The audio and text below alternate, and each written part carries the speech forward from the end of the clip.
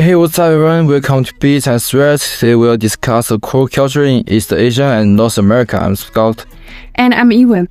Well, this will be a space where we unpack the differences, the connections, and everything in between when it comes to queer life, history, and expression across these two regions.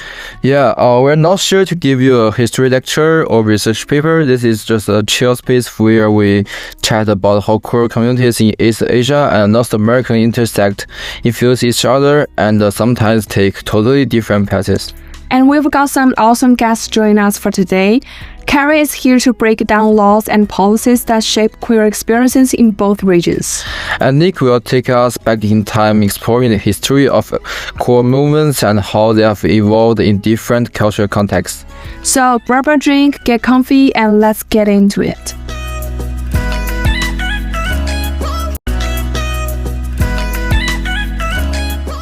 Okay, now let's welcome Nick. Hi everyone, my name is Caichen Sun. I'm truly honored to serve as the first host today. And today we are looking at LGBTQ history in North America and Asia. Through these regions are very different. Both show how LGBTQ communities have faced challenges and shown their strengths. And in North America, the 1969 Stonewall riots marked a turning point. Since then, there's been progressed like same-sex marriage, but also struggled with discrimination. And in Asia, some early cultures were open to gender diversity, but colonial laws criminalized homosexuality. And many of these laws still exist today.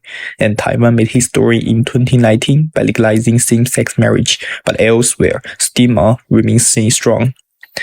And what unites both regions is fight for equality and acceptance. Across borders, LGBTQ people continue to push for a better future. Thank you. All right, thank you, Nick, for sharing with us. And now let's welcome one of our guests, Carrie. Hi everyone, I'm Shencen. Today I will talk about how laws and policies shape the lives of LGBTQ+ people around the world. Let's start with North America. In Canada, LGBTQ+ rights are pretty well protected. Same-sex marriage is legal and discrimination based on gender identity or sexual orientation is banned. In the US, same-sex marriage is also legal, but protection vary by state. States like California and New York offer solid legal support, while others like Florida has passed laws restricting LGBTQ+ topic in schools. Now let's take a look at East Asia. The situation is more limited. Japan does not allow same-sex marriage, but some cities offer symbolic partner certificates. In South Korea, provides little legal protection, and LGBTQ+ issues are still very sensitive. In China, same-sex relationships are not illegal, but they are also not recognized by law, and LGBTQ+ content is often censored. So yeah, depending on where you are, LGBTQ+ people face different realities. Where someone lives can shape how safe they feel, how openly they can live, and how much dignity they are granted in everyday life. Thank you, Carrie. That was pretty cool. And Scott, how about let's break down the music fashion? Alright, let's break this down. Music and fashion have always been major forces of self-expression, but for the queer community, they go beyond style or sound. They become tools for visibility, resistance, and identity building. Exactly. Fashion isn't just about what you wear, and music isn't just about what you listen to. In queer culture, there have been both ways to push boundaries, create safe spaces, and challenge norms. Think about the underground ballroom scenes in New York. It wasn't just about dance battles and voguing. The fashion categories were about claiming space, performing identities that society tried to erase. And if we look at Japan, VJK has been a space where gender fluidity isn't just accepted, it's celebrated. Bands like X Japan and Malaise Miser played with a hyper-masculinity and hyper-femininity, creating a genre where expression was more important than fitting into a binary. It's fascinating to see how these two different culture spaces, ballroom culture in New York and visual kei in Japan, both use music and fashion as a form of rebellion and self-definition, even if they come from completely different histories. And they both show how queer aesthetics challenges the status quo, whether it's through extravagant, over-the-top costumes or subverting what masculinity and femininity even mean. Let's start in North America. One of the biggest moments for queer visibility in music was disco in the 1970s. Think about it. Studio 54, sequence, extravagant fashion, and the rise of queer-friendly dance floors. Disco was a revolution. It gave queer folks a space to be unapologetically themselves. People like Sylvester, who was openly queer, broke barriers with high-energy anthem like You Make Me Feel. And let's not forget about fashion.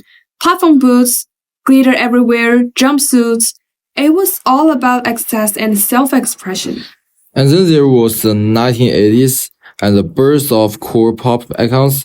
Hello, Madonna, Prince, and Boy George. These artists pushed boundaries not just in music, but in gender fluid fashion. Boy George, for example, totally blurred the lines of masculinity and femininity. That wasn't just about fashion, it was a political statement. Fast forward to the 1990s and 2000s, we see queer music representation grow even more. People like George Michael and late Lady Gaga made queerness more visible in mainstream pop. Lady Gaga is a great example. Born This Way wasn't just a song, it was a queer anthem, and her fashion, mid-jazz, gender-bending looks, she was sending a message that be yourself and loudly. Yo, and let's not forget hip-hop's evolution. Artists like Lil Nas X have totally reshaped what queerness in hip-hop looks like. You can think about it, a gay black rapper dancing in hi-fi boots. That's something we wouldn't have seen 20 years ago. Right, you're true. Now let's jump to East Asia. Well, in East Asia, queer representation in music and fashion hasn't always been as open as in North America, but queer aesthetics have thrived in subcultures. One of the earliest examples, visual kei in Japan. If you have never seen visual kei band, imagine that. Glam rock, gaussmet big hair, heavy makeup, and androgynous outfits. Yeah, groups like X Japan and Melissa Miser weren't openly queer, but they play with gender in a way that made room for queer fans to explore their identity. Okay, let's talk about fashion, because queer culture has given us some of the best fashion moments ever.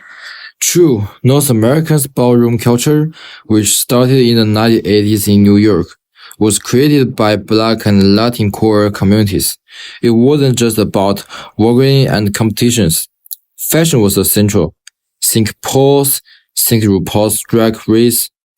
Yes, categories like executive realness or batch queen were literally about fashion as identity. And let's be real.